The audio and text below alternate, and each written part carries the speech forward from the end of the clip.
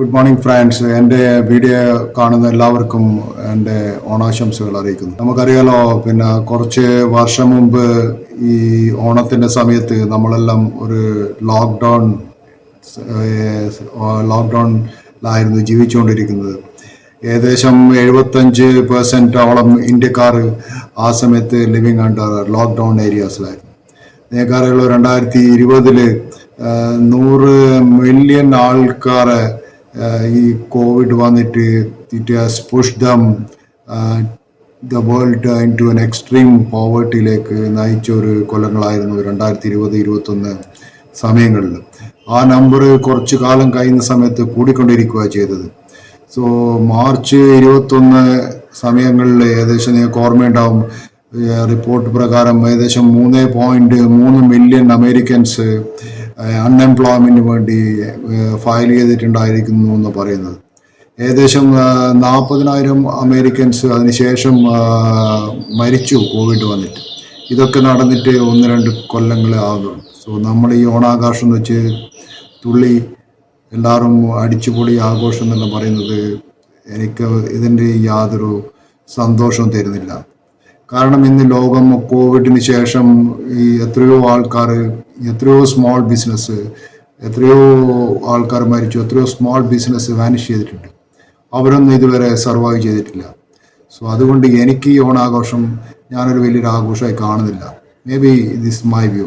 കാരണം ഈ നിങ്ങൾ നോക്കാം, by the end of April കഴിഞ്ഞ് 2021 കുറച്ച് 2 കൊല്ലം മുമ്പ് ഇവർ കണക്ക് പ്രകാരം പറയുന്നത്, നമ്മൾ ഇന്ത്യയിൽ ആ കണക്ക് പബ്ലിഷ് ചെയ്യണമെന്ന് അറിയില്ല, പക്ഷേ അമേരിക്കയിലൊക്കെ അവർ കണക്ക് പ്രകാരം പറയുന്നത് ഏകദേശം 70,000 ആൾക്കാർ കോവിഡ് ആയിട്ട് മരിച്ചെന്ന് പറഞ്ഞു. By the first week of May almost 15% of the country was out of work എന്ന് പറഞ്ഞു. ആ സമയത്താണ് നമുക്കറിയാലോ, ഒരു പിങ്ക് ജോർജ് ഫ്ലോയിഡ് എന്ന് പറഞ്ഞ ഒരു കറുത്ത വർഗ്ഗക്കാരനെ പോലീസ് ഡേ ലൈറ്റിൽ അടിച്ച് റോഡ് സൈഡിട്ട് മർഡർ ചെയ്യുന്ന പിക്ചേഴ്സൊക്കെ നിങ്ങൾ കണ്ടതായിരിക്കും. അതെല്ലാം സംഭവം നടന്നിട്ട് കുറച്ച് കൊല്ലങ്ങളെ ആകുന്നുള്ളൂ. ഇപ്പം എല്ലാവരും മറന്ന്. ആ സമയത്ത് ഇയാളെ കൊല്ലുന്ന സമയത്ത് അവിടെ കുറേ ആൾക്കാർ റോഡ് മേലുന്നാണ് ഈ നോക്കി നിൽക്കുന്നുണ്ടായിരുന്നു. അവരൊന്നും ഹെൽപ്ലെസ് ആയിരുന്നു. അവർ even try to stop the police എന്ന് പറഞ്ഞു. ഈ ഫ്ലോയിഡ് മരിച്ചതും കോവിഡ് ആയിട്ടാണ്. പക്ഷേ അയാൾ disease was not the reason what killed him. പക്ഷെ നമ്മളെ ഇന്ത്യയിലാണെങ്കിൽ നിങ്ങൾക്ക് ആലോചിക്കാം. So by the end of the month additional 40,000 people were died of bringing total of 108,000 Americans മരിച്ചു എന്നാണ് റിപ്പോർട്ട് പ്രകാരം പറയുന്നത്. സോ അത് ഈ നമ്പർ എടുക്കാൻ വെച്ചാൽ ലോകത്തിൽ കൊറിയയും വിയറ്റ്നാമും വാറിന് കമ്പൈൻ ചെയ്താൽ അതിനെക്കാട്ടും ആൾക്കാർ ഈ 2-3 കൊല്ലങ്ങളിൽ കോവിഡിൽ അമേരിക്കയിൽ മാത്രം മരിച്ചിട്ടുണ്ടെന്ന് പറയുന്നത്. അപ്പോൾ ഇന്ത്യയിലുള്ള കണക്കുകൾ എൻ്റെ കയ്യിൽ ഡാറ്റാസ് ഇല്ല, അതുകൊണ്ട് ഞാൻ ഇന്ത്യയിലുള്ള ഡാറ്റാസ് പറയാത്തത്. ഇത് അമേരിക്കൻ ഡാറ്റകളുടെ അവൈലബിൾ ആണ്. സോ ഇതൊക്കെ നെറ്റിലൊക്കെ അവൈലബിൾ ആണ്. നിങ്ങൾ നോക്കിയാൽ കാണുന്ന ഡാറ്റകളാണ്. ഏകദേശം 108,000 അമേരിക്കൻസ് മരിച്ചെന്ന് പറഞ്ഞു. സോ നിങ്ങൾ ആലോചിച്ച് നോക്കണം, അന്ന കാലത്ത് ആ ഒരു സമയത്ത് കഴിഞ്ഞ 2-3 വർഷം മുമ്പ് നമ്മുടെ കുട്ടികളും അല്ലെങ്കിൽ ഗ്രോൺ അപ്പ് ചിൽഡ്രൻസും അവർ ഈ ഹോസ്പിറ്റലിൽ കിടക്കുന്ന അവരെ പാരൻസ് ആയാലും ശരി, അപ്പൂപ്പന്മാരായാലും ശരി, അന്ന് നമ്മൾ ഐപാഡിലേക്ക് കൂട്ടിയാണ് അവരോട് ബൈ പറഞ്ഞതും നമ്മളിനി ജീവിതത്തിൽ ഒരിക്കലും കാണില്ല എന്നും അവർ മരിച്ചതും എല്ലാം ഐപാഡിലേക്കൂടെ കമ്മ്യൂണിക്കേറ്റ് ചെയ്ത് ഓർമ്മയുണ്ടാവും. അല്ലെങ്കിൽ നമ്മുടെ ഗ്രാൻഡ് പാരൻസും അല്ലെങ്കിൽ നമ്മുടെ പാരൻസും അന്ന് നഴ്സിംഗ് ഹോമിൻ്റെ വിൻഡോസിലേക്കൂട്ടുകൂടെ നോക്കിയിട്ട് ഐപാഡിലേക്കൂടെ ബൈ പറഞ്ഞ സമയങ്ങളും ഉണ്ട്.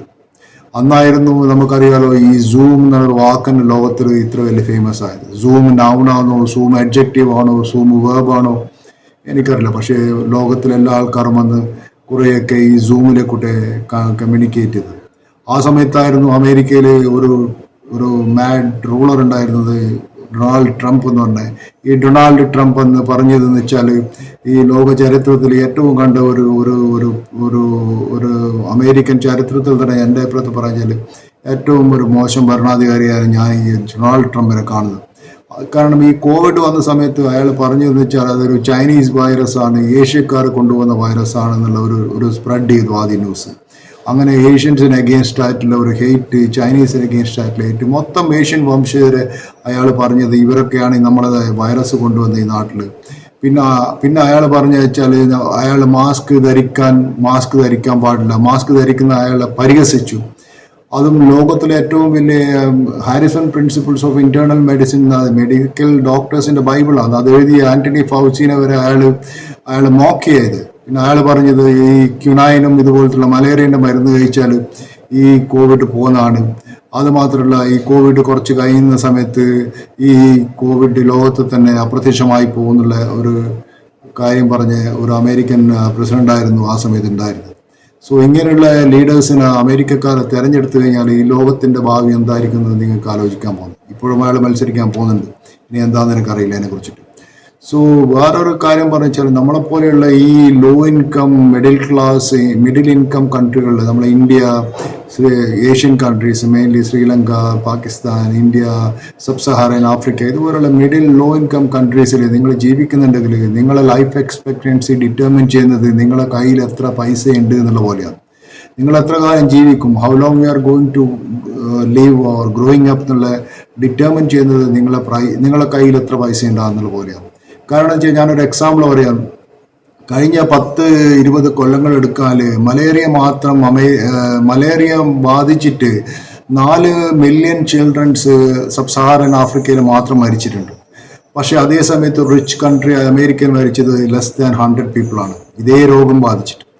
എന്തുകൊണ്ടാണ് സംഭവിക്കുന്നത്? ഇതേ മലേറിയന്റെ ഡ്രഗ്സ് അവിടെ കിട്ടാനില്ലാത്തതുകൊണ്ടല്ലേ. അതുപോലെ ഒരു പുതിയ ഒരു ന്യൂ ബോൺ ചൈൽഡ് നൈജീരിയയിൽ ഒരു പുതിയ ചൈൽഡാകെ തന്നെ ജനിച്ച കുട്ടിയാകെ 28 times more likely to die before her or his 5th birthday than a child born in United States എന്ന് പറയുന്നത്. സോ ഒരു അമേരിക്കയിൽ ജീവിച്ച ഒരു കുട്ടിക്ക് ഇന്ന് പറയുന്നത് 79 വയസ്സ് വരെ ലൈഫ് എക്സ്പെക്റ്റൻസി ഉണ്ടെന്ന് പറയും. അതേസമയത്ത് നമ്മളെ ഇന്ത്യ പോലുള്ള കൺട്രിയിൽ ജനിച്ച ഒരു കുട്ടിക്ക് ഏകദേശം ഒരു 60 കൊല്ലത്തെ ലൈഫ് എക്സ്പെക്റ്റൻസി ഉണ്ടെന്ന് പറയുന്നത്.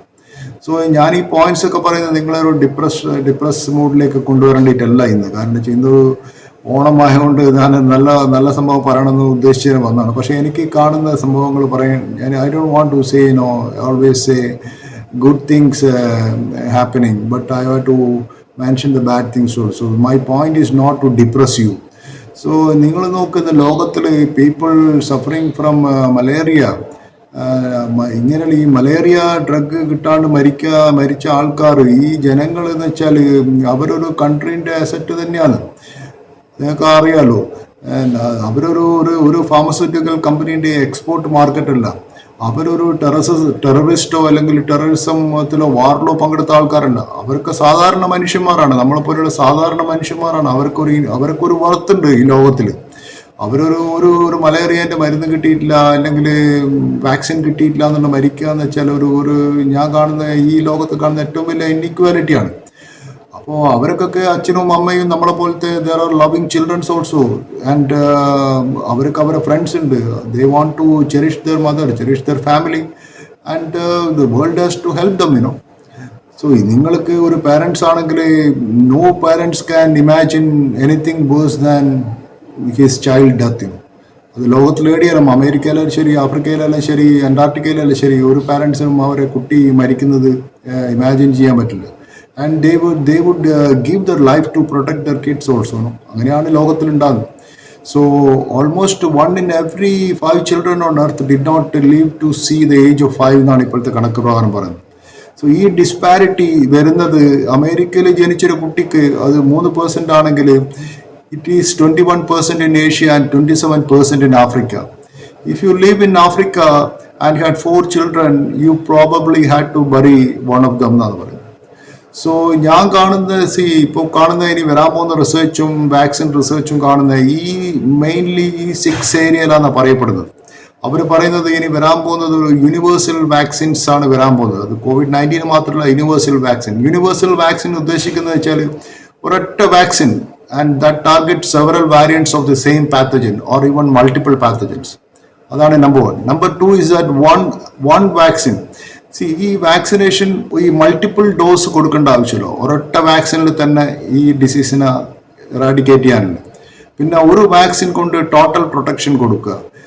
ദാറ്റ് മീൻസ് ഈ ഒറ്റ വാക്സിനിൽ You have to stop the spread of the disease substantially. പിന്നെ വാക്സിൻ്റെ വലിയൊരു പ്രധാനപ്പെട്ട പ്രശ്നം കഴിഞ്ഞാൽ ലാസ്റ്റ് കൊറോണ സീസണിൽ നമ്മൾ കണ്ടതാണ് ഈ വാക്സിൻ ട്രാൻസ്പോർട്ട് ചെയ്യുന്നത്. വാക്സിൻ ട്രാൻസ്പോർട്ട് ചെയ്യുന്നതിന് അതിന് ഐസ് ബോക്സ് വേണം, അല്ലെങ്കിൽ അത് കോൾഡ് റെഫ്രിജറേഷനുള്ള ഏരിയയിൽ വെക്കാൻ പറ്റും.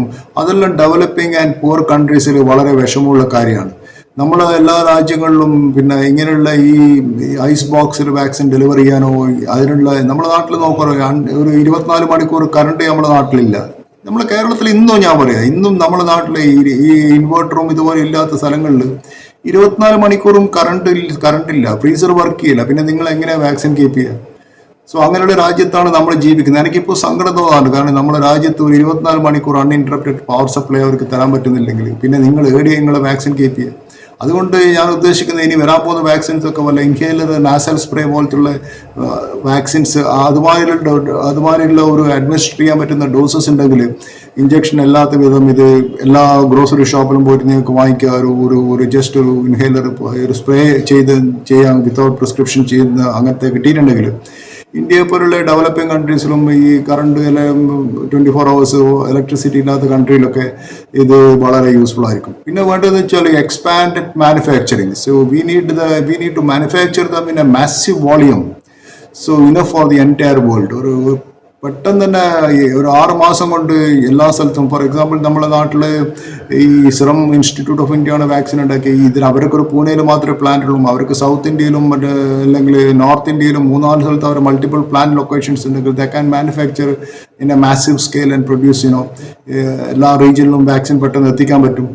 സോ അതാണ് വലിയൊരു കാര്യം. പിന്നെ കാരണം ഇപ്പോൾ ഈ സ്മോൾ പോക്സിൻ്റെ തന്നെ വാക്സിൻ എടുക്കാൻ വെച്ചാൽ അമേരിക്ക പറയുന്നത് അവരുടെ കയ്യിൽ സ്റ്റോക്ക് പൈല് ഈ ഒരു പെട്ടെന്നൊരു സ്മോൾ പോക്സ് രാജ്യത്ത് വന്നാൽ എല്ലാ രാജ്യത്തിലുള്ള എല്ലാ ജനങ്ങളെയും വാക്സിൻ ചെയ്യാനുള്ള അത്രമാത്രം സ്റ്റോക്ക് പൈൽ അവരെടുക്കുക റിസർവ്സ് ഉണ്ട് എന്ന് അവർ പറയും.